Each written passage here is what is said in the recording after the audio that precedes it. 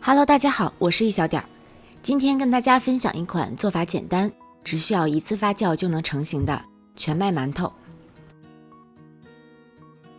我们先来和面。牛奶我们选用从冰箱里刚拿出来的牛奶，加入酵母化开。冬季室温比较低的话，可以选用常温牛奶。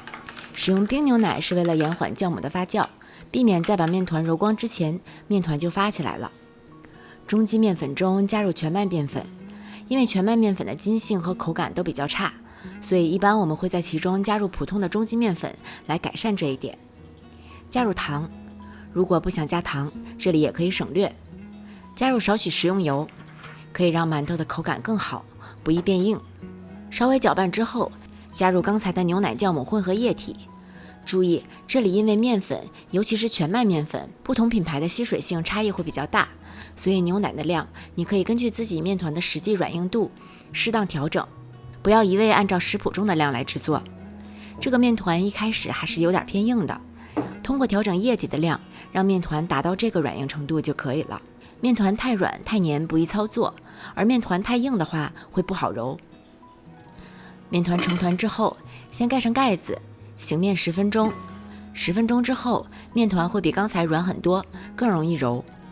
把面团转移到案板上，先大致搓成长条，然后从长条的一端开始，用2只手的掌根部分交替的去揉，用身体的力量带动手臂，把面团搓细搓长。这种揉面的方式，把一大块不好揉光的面团化整为零，更容易揉光。面团搓长之后，折叠到中间，再从一端开始重复搓长的步骤，大概这样重复3到4遍，直到面团表面光滑没有坑洼。只有面团揉光滑了，做出的馒头表皮才会光滑细腻。最后把面团折到中间，用擀面杖压扁，下面可以撒一点面粉防粘，然后选择比较光滑、接缝较少的一面放在下面，作为馒头的表面。用擀面杖把它擀开，成一个20乘35厘米左右的长方形面片，底部用手指捏薄，上面抹上少许水，帮助粘合。然后从上面卷起来，尽量卷得紧实一点，不要留有空隙。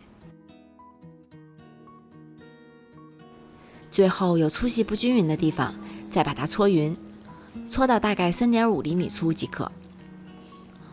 然后用刀切成3.5厘米宽的剂子，大约可以分成10份，用手敲一下刀背，这样切面更加平整。切好的剂子看上去接近于一个正方形，因为馒头发酵后会变长，如果开始就切成了长方形，那么发酵后馒头就会看起来很瘦，甚至立不住。最后2头不规则的，我们把它向内这样揉，直到感觉面团有点粘性出来，表面变得细腻，而且颜色发白，就说明揉到位了。最后把它转圈向一个方向折，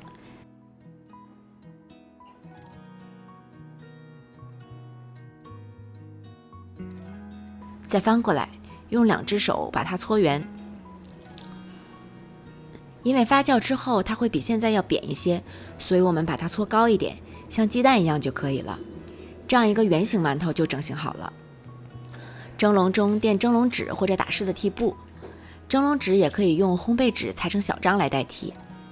然后把馒头接缝朝下摆入到蒸笼中，中间要留足够的空间给它们长大。盖上盖子，下面不需要做热水，放在室温发酵即可。具体的发酵时间要根据你的室温决定，24摄氏度的室温大约需要1小时，天冷要延长时间，天热则要适当缩短时间。时间仅仅是作为参考，最终我们还是通过馒头的体积变化来判断它有没有发酵好。当我们看到馒头体积是之前的1.5倍大，用手按上去会出现小坑，并且这个小坑会缓慢的回弹，就说明馒头发酵到位了。开水上锅蒸，水不要过多，刚刚够用即可。开水上锅可以更容易蒸出表面光滑的馒头。等看到有蒸汽冒出后，把炉灶调为中小火，蒸12分钟。火力太大会使锅内的气压过高，容易让蒸好的馒头塌陷或者皱皮，而中小火则更容易蒸出光滑不塌陷的馒头，所以火候很重要哦。12分钟之后关火，先不要开盖子，焖3分钟，等热气散尽之后再揭盖，以免锅内突然进入冷空气以及气压骤降，导致馒头皱皮或者回缩。我们这个馒头采用了1次发酵的方式，即揉好面之后直接整形，然后经历1次发酵之后直接上锅蒸。这种方法的好处除了节省时间之外，它的揉面过程也是比2次发酵的方法要更加容易的，因为2次发酵的方法在第1次发酵之后需要更多的力气才能把面团排进气体揉光滑，操作难度更大一些。这种1次发酵的方法更简单易操作，并且做出的馒头是一样的暄软有弹性，带有一点嚼劲儿。我们把面团擀成片儿再卷起来，不仅可以让面团更加光滑，也能让馒头变成这样富有层次，吃起来更带劲儿哦。关于制作馒头的各种失败案例分析，还可以观看我之前的鲜奶馒头的影片，希望对你有帮助哦。谢谢大家的收看，如果你喜欢这个视频，请不要忘记帮它点赞、转发、收藏，同时不要忘记关注我的频道哦。我是一小点儿，我们下期再见。